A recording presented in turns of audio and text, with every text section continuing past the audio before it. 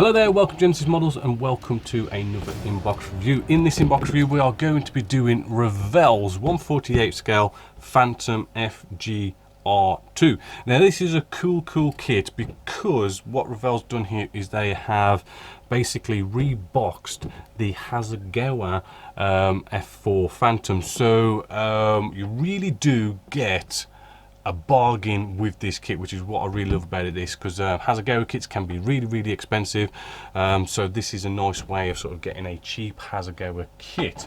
Right, so let's just have a jump straight in and let's take a look at the plastic.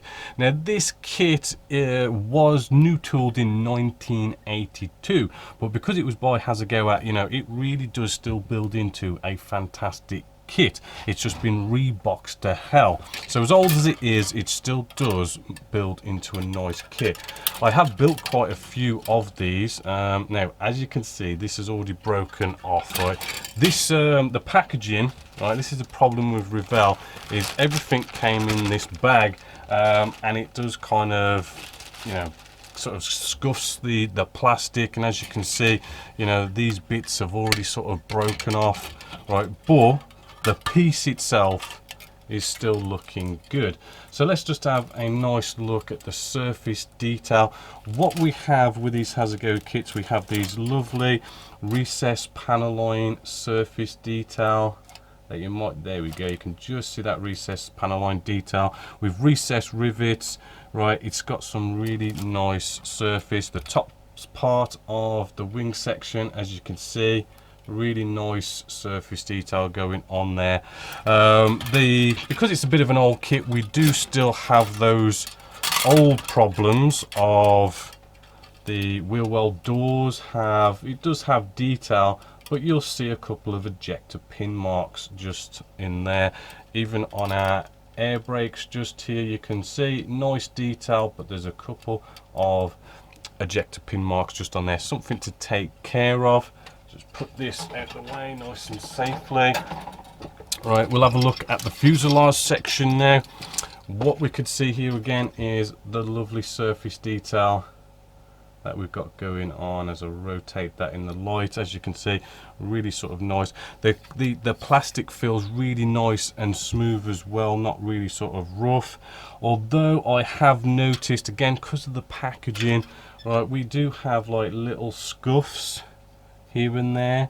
You know, it's not sort of like digging in and making dents, but you can sort of see these little scuffs here and there where it's sort of rubbed around in the box in that single package that you saw just there. Again, you know, we do have those ejector pin marks here and there, but the surface detail is looking good. Now I have built this one several times and it does fit rather well. There's one or two little issues, but nothing sort of major. Again, we have all these lovely fuel tanks just here. Again, a couple of little scuffs through being in that packaging.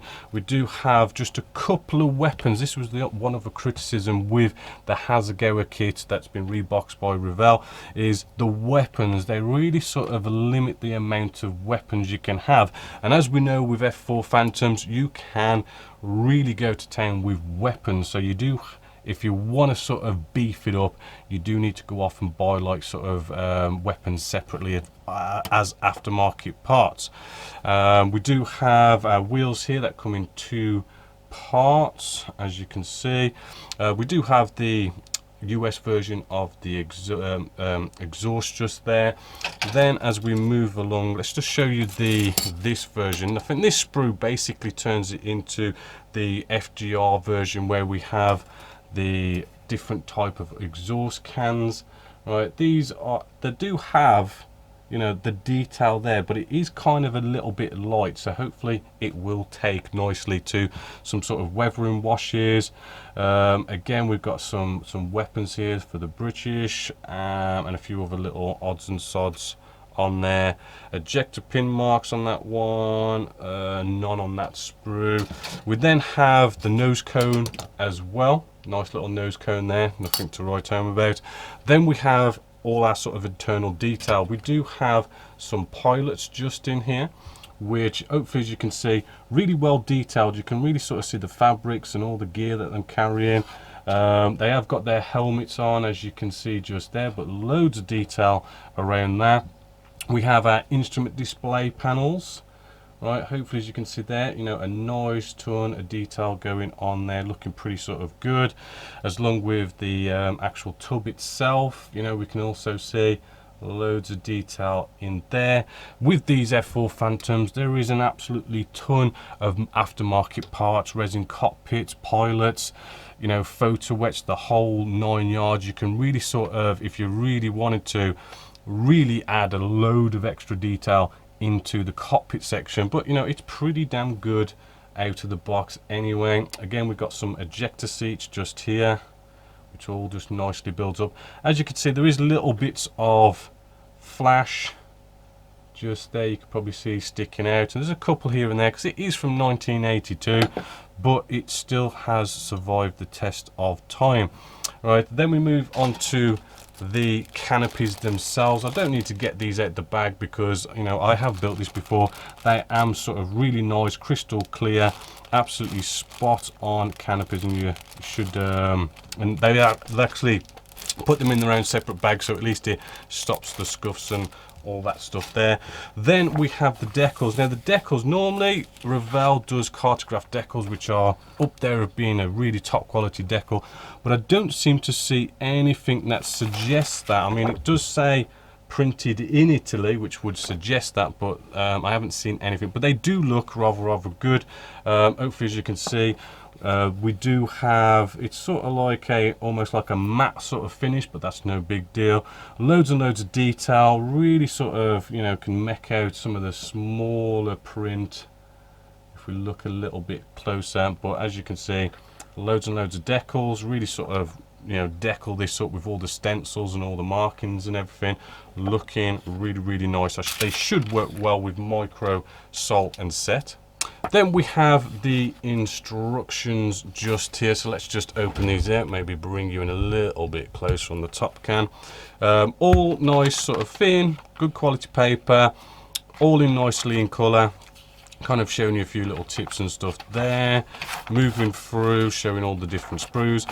Then we have how this is going to go together, which, as you can see, using colour, using numbers and all sorts of things to sort of direct you where sort of paints and colours go and where the pieces go, really does indicate it quite well, and you should be able to understand where everything's going, as well as where to drill your holes if you want to put this kind of pylon on, that pylon on. You know, you build the cockpit as always, bring the two fuselage halves together, the wing sections as well. It's a little bit like a World War II fighter in that sense, a little bit more complicated, but you know, it goes together like that. And then we've got all our landing gear, which we can have up or down. You know, quickly moving through, you've got our air intakes. I do believe you can have like fuel probes, canopy up or down. You know, you don't get that many weapons, as I say, but you can sort of really beef these up if you kind of buy sort of aftermarket parts. Then we have the actual paint schemes that we can do, which is quite cool. They are very sort of different, these are, which is quite cool. We do have our sort of grey scheme that we have just here, then we have our royal blue scheme as well as you can have the camo scheme as well. So it's really nice how they give you a sort of a broad range of different schemes that you can do with this ROM, rather than just go in, here's the grey scheme and, you know, here's a couple of markings to do 3 different types of grey schemes. We've really got a nice choice here of how you could sort of build this, which is rather nice, as well as, I know, all the stencils and everything come with them. So there's the kit in total. You know, it has, you know, withstood the test of time, being so old, but yet because it's from Hasegawa, it really does go together very well. The surface detail is still fantastic. Yes, because it's old, there is a bit of flash. You do have to sort out ejector pin marks on wheel well doors and landing gear bits, which can be a bit of a pain. There's a ton of aftermarket parts out there if you want to spend a bit more money and, you know, really sort of jazz it up. By buying it in this Revell kit, you really do get a you know, a bargain for what is a Hasegawa kit, which, you know, you could be paying a lot of money if you brought this from Hasegawa. So really good bargain, which really sort of makes this a big thumbs up.